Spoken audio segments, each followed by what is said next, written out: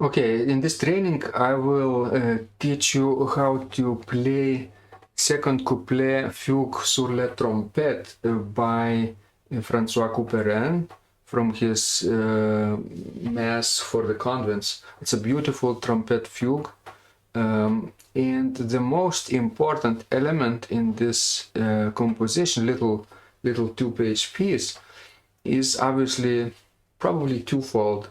One is to keep it playing legato, not entirely legato, as we say, ordinary touch with articulation, and the second is probably would be the element of notes inégal, unequal notes, so to say. So let me recap a little bit and go back and let's see in each of the episodes what I mean. So playing this piece is very important with detached articulation, and the best way to imagine this is if you play with one finger, one line, but playing as legato as possible, like this. Maybe I'll keep the microphone open for this element.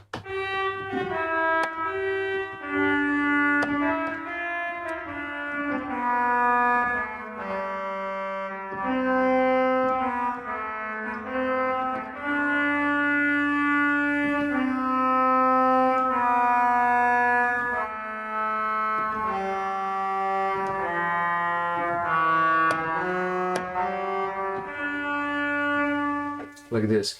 The same is with the right hand.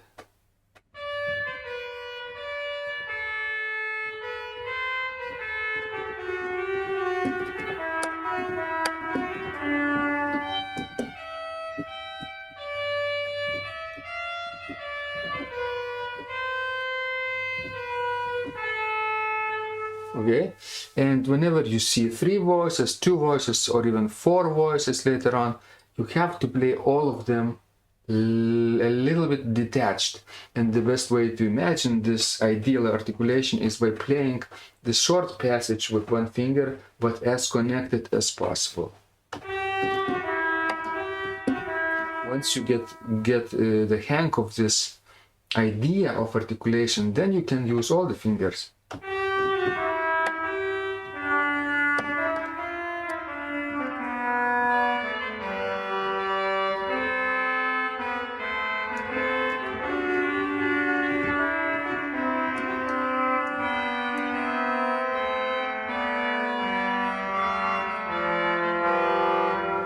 Like this. It's even important in the second half of the piece also. Let's listen to the second page, let's see.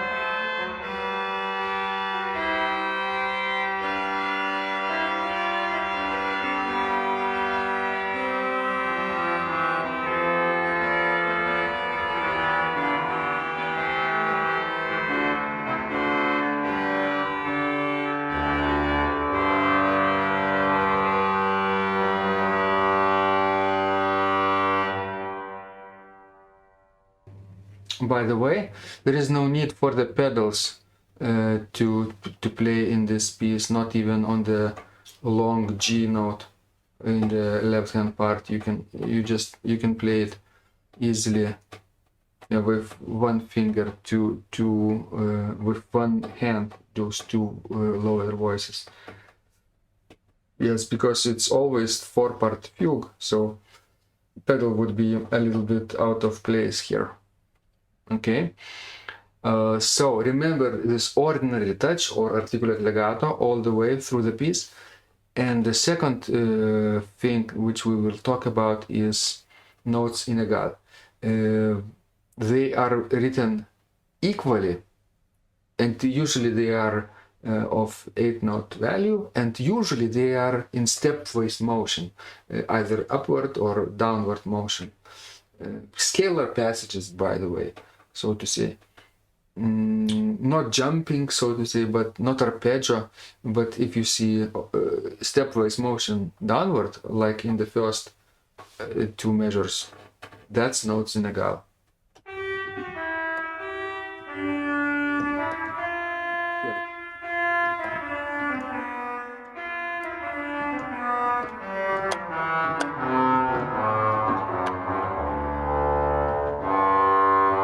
Would be this example if I continue downward.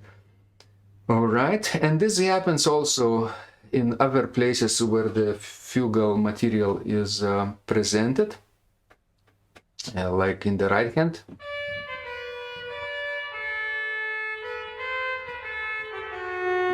Like here, but later in the last measure of that line, there is equal rhythm. Or could be only the 8 notes could be in égal, but then 8 note and 2 16 notes should be played as written. Soprano from the second line, and also play detached like this. Okay. Maybe let's count the subject. Sometimes it's important to count fugal subject also, right? So the first subject is from the beginning.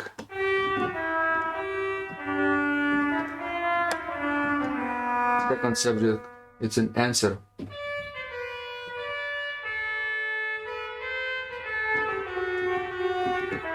And then third subject is in the soprano.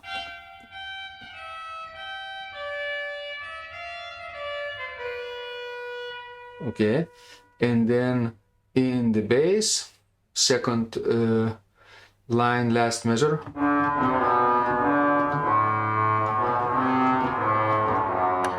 Like this. Number 5 would be in the tenor, last measure, line 3.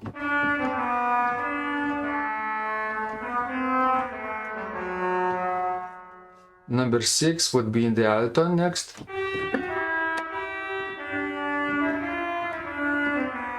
Soprano, number 7.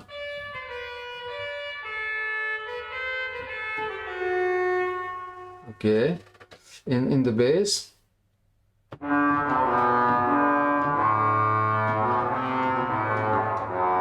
That's 8, subject number 8. Okay, and then again in the bass. 9, and number 10 would be in the tenor, in the left hand.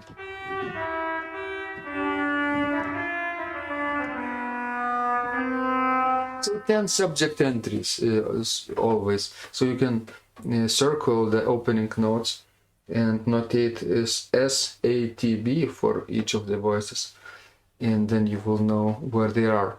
And so keep those two elements always present in your composition, in your playing, right? Articulate legato and notes in égal, unequal rhythms. Let me play it for you now.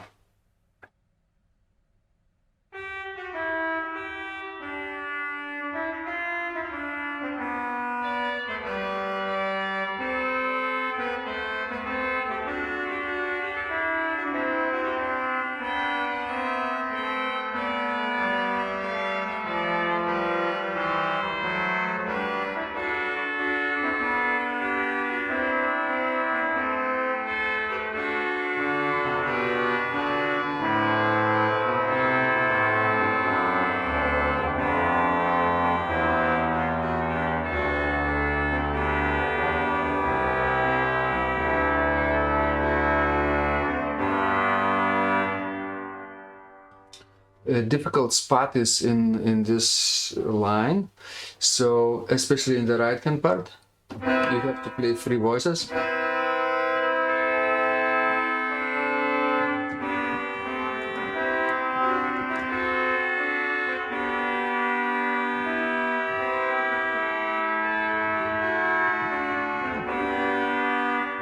Okay, like this.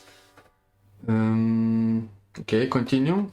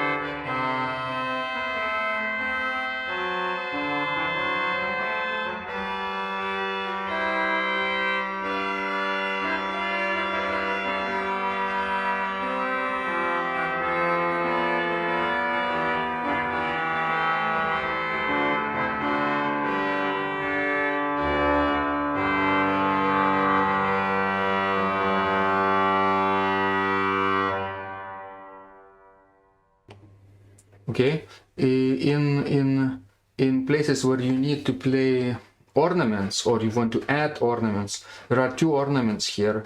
Both of them are mordents, but one is with crossed line and another is without it. So with the crossed line, vertical line across the ornament, mordent, we play the 3-note mordent. Main note, neighbor lower note, and then again the main note, like this. So the last note in the piece in the left hand is this. G, F sharp, G. Okay. And it could be more like that. You can add places like even in the beginning. Like this.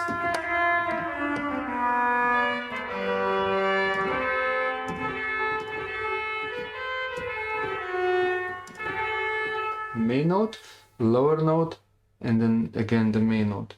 Sometimes you have to be careful about the chromaticism. If you need to add G natural or G sharp, I would say in this place no G sharp, because it's a G major scale and G major mode. You have to avoid foreign accidentals in this case. No G sharp. In A minor that would work. Okay. And the second ornament is of course normal mordent, like from the last measure in the right hand part. It's written on the note B, so we play upper note first, C, and then B again. Upper note, main note, upper note, and main note. 4 notes at least. But if you want longer, at the end you could play like this.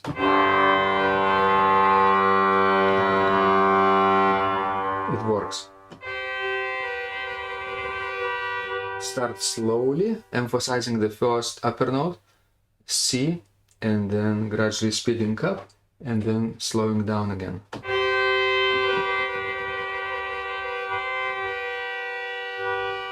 Like this. Okay, it's a beautiful piece of music. Very worth playing it.